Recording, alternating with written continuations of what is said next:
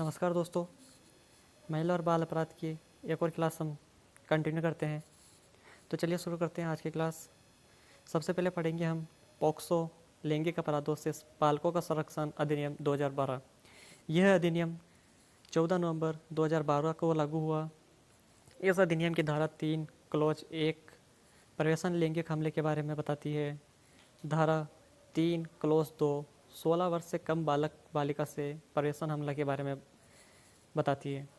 पर्यवेक्षण लैंगिक हमला: कोई पुरुष अपना लिंग, मुंह या कोई वस्तु को बालक बालिका के योनि, मुंह, गुदा में डालता है तो वह पर्यवेक्षण लैंगिक हमला कहलाता है।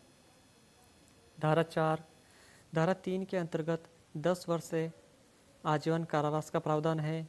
धारा 3 और 2 के अंतर्गत न्यूनतम 20 वर्ष और अधिकतम आजीवन कारावास का प्रावधान है। धारा 5 गुरुतर पर्यवेक्षण लैंगिक हमला करना: गुरुतर पर्यवेक्षण लैंगिक हमला लोक सेवा में कार्यरत अधिकारी द्वारा पर्यवेक्षण लैंगिक हमला करना। पर्यवेक्षण लैंगिक हमले की परिभाषा पिछले स्लाइड पर मैंने बता रखी है। धारा 5 के अंतर्गत सजा जो 20 वर्ष से आजीवन कारावास या मृत्युदंड तक हो सकती है।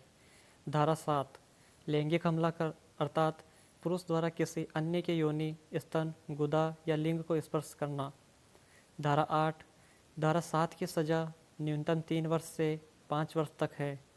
धारा 9 गुरुतर लैंगिक हमला। धारा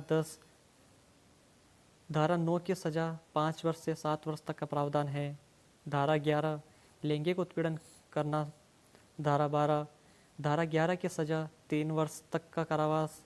धारा 13 अश्लील प्रयोजन में बालकों का प्रयोग करना, जिसकी सजा धारा 14 में है। प्रथम बार करने पर 5 वर्ष की सजा है और द्वितीय बार में 7 वर्ष की सजा है। धारा 15 अश्लील प्रयोजन में बालक का उपयोग करके अश्लील सामग्री के भंडारण के लिए दंड। भंडारण पर सजा 5,000 का जुर्माना है। प्रदर्शन और प्रचार पर सजा 3 वर्ष तक का कारावास है। वाणिज्यिक भंडारण करने पर प्रथम बार सजा 3 वर्ष से 5 वर्ष तक का कारावास और द्वितीय बार में 5 वर्ष से 7 वर्ष तक का कारावास। धारा 16 बालकों को अपराध करने के लिए उकसाना और धारा 17 में उकसाने वाले के लिए दंड का प्रावधान है। धारा 20 बालक के लैंगिक शोषण संबंधित जानकारी, फोटो किसी मीडिया या अस्पताल के पास है तो पुलिस को देना अति आवश्यक है। अगर मीडिया या अस्पताल ऐसे जानकारी नहीं देता है तो धारा 21 के अंतर्गत दंड का भागी होगा, जो 6 माह से 1 वर्ष तक की सजा का हो सकता है। धारा 23 मीडिया या किसी व्यक्ति द्वारा बालक का नाम, फोटो का प्रकाशन नहीं करेगा। करने पर दंड 6 माह से 1 वर्ष तक का कारावास है। धारा 27 बालिका का मेडिकल महिला डॉक्टर द्वारा संरक्षक की निगरानी में किया जाएगा। धारा 36 साक्ष्य देते समय बालक को अपराधी नहीं दिखाए जाएंगे। धारा 37 विचरण बंद कमरे में होगा। अब हम बात करेंगे दहेज निषेध अधिनियम। दहेज निषेध अधिनियम 1961 में बना, लोकसभा व राज्यसभा में पारित 9 मई 1961 को हुआ, लागू 1 जुलाई 1961 से है। 1986 में इसमें संशोधन हो चुका है। इस अधिनियम की धारा 1 संक्षिप्त नाम व विस्तार की जानकारी देता है। धारा 2 दहेज की परिभाषा बताता है, जिसमें दहेज किसे कहेंगे? मूल्यवान प्रतिभूति या संपत्ति जो विवाह या विवाह के पश्चात एक पक्षकार द्वारा दूसरे पक्षकार को देना। ध्यान रहे, मुस्लिम पक्ष के मेहर दहेज के अंतर्गत नहीं आएगी। धारा 3 दहेज लेने व देने वाला दोनों अपराधी है। अगर कोई दहेज लेता है या देता है तो उसे 5 वर्ष या 15,000 का जुर्माना हो सकता है। धारा 4 दहेज मांगने वाला अपराधी है। प्रत्यक्ष व अप्रत्यक्ष रूप से मांग करने पर 6 माह से 2 वर्ष तक की सजा और 10,000 तक का जुर्माना शामिल है। धारा 4 क्लोज के विज्ञापन पर पाबंदी लगाता है। समाचार पत्र, पत्रिका, मीडिया में प्रकाशन करने पर 6 माह से 5 वर्ष तक की सजा और 15,000 रुपये का जुर्माने का प्रावधान है। धारा 5 दहेज लेने व देने का करार शून्य होगा। धारा 6 दहेज का पत्नी या उसके वारिसों को स्थानांतरण होना।